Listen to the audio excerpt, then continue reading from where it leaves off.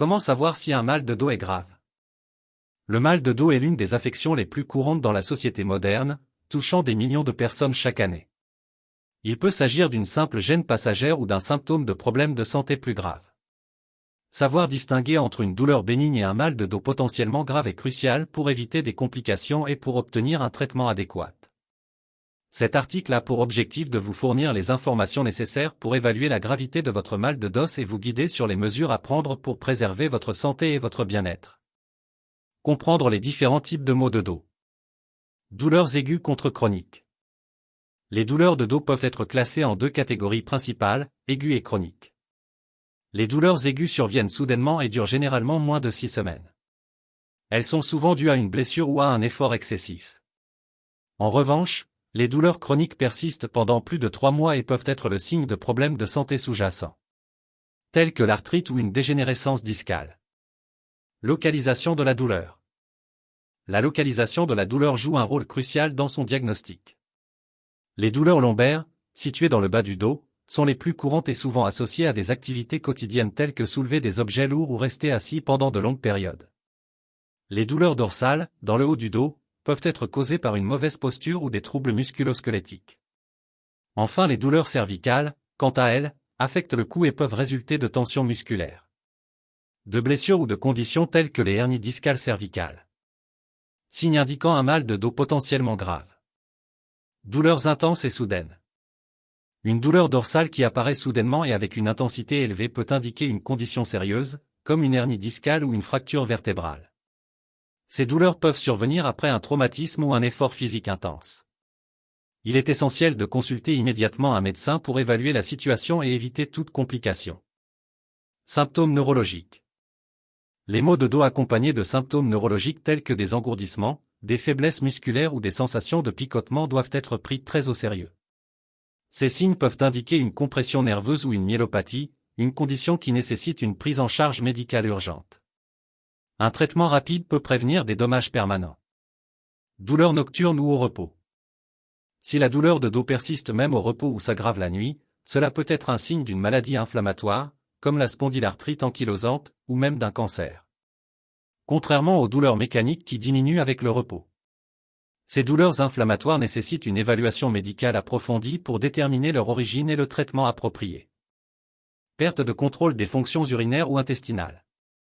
La perte soudaine de contrôle des fonctions urinaires ou intestinales associée à un mal de dos est un symptôme alarmant, indiquant possiblement un syndrome de la queue de cheval. Cette condition médicale rare et grave nécessite une intervention chirurgicale immédiate pour prévenir des dommages permanents aux nerfs. Antécédents médicaux inquiétants. Les personnes ayant des antécédents de cancer, d'infections récurrentes ou de traumatismes sévères doivent être particulièrement vigilantes face à un mal de dos persistant. Ces antécédents peuvent augmenter le risque de pathologies graves, telles que des métastases vertébrales ou des infections de la colonne vertébrale. Un suivi médical régulier et une attention particulière aux nouveaux symptômes sont essentiels pour une détection précoce et un traitement efficace.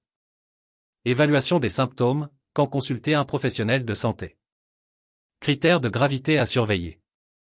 Pour évaluer la gravité de votre mal de dos, il est crucial de prêter attention à certains critères. La durée et l'intensité de la douleur sont des indicateurs clés. Si la douleur persiste au-delà de quelques semaines ou s'aggrave avec le temps, cela peut être le signe d'un problème sous-jacent nécessitant une intervention médicale. De même, si la douleur interfère significativement avec vos activités quotidiennes et votre qualité de vie, il est temps de consulter un professionnel. Tests et examens recommandés. Pour un diagnostic précis, différents tests et examens peuvent être nécessaires. Les radiographies peuvent révéler des anomalies osseuses, tandis que les IRM et les scanners offrent une vue détaillée des tissus mous, des disques et des nerfs. Ces examens permettent d'identifier des hernies discales, des fractures, des infections ou des tumeurs. Les examens neurologiques, quant à eux, évaluent la fonction nerveuse et détectent des signes de compression ou de dysfonctionnement nerveux. Professionnels à consulter. En fonction des symptômes et des résultats des premiers examens, différents spécialistes peuvent être consultés. Le médecin généraliste est souvent le premier point de contact et peut orienter vers un spécialiste. Les rhumatologues sont spécialisés dans les maladies inflammatoires et dégénératives, tandis que les neurologues se concentrent sur les troubles nerveux. Les orthopédistes, quant à eux, traitent les conditions musculo-squelettiques, incluant les fractures et les déformations vertébrales.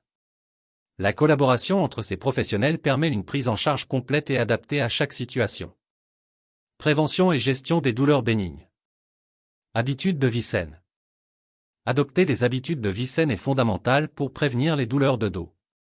L'activité physique régulière, comme la marche, la natation ou le yoga, renforce les muscles du dos et améliore la posture. Il est également crucial de maintenir un poids santé pour réduire la pression sur la colonne vertébrale. Au travail et à la maison, veillez à adopter des postures ergonomiques, ajustez la hauteur de votre chaise et de votre écran. Et utilisez des supports lombaires si nécessaire. Technique de soulagement. En cas de douleur bénigne, plusieurs techniques peuvent aider à soulager la gêne. Les étirements et les exercices de renforcement musculaire, encadrés par un physiothérapeute, sont particulièrement efficaces. Le yoga et le pilate peuvent également améliorer la flexibilité et la force musculaire.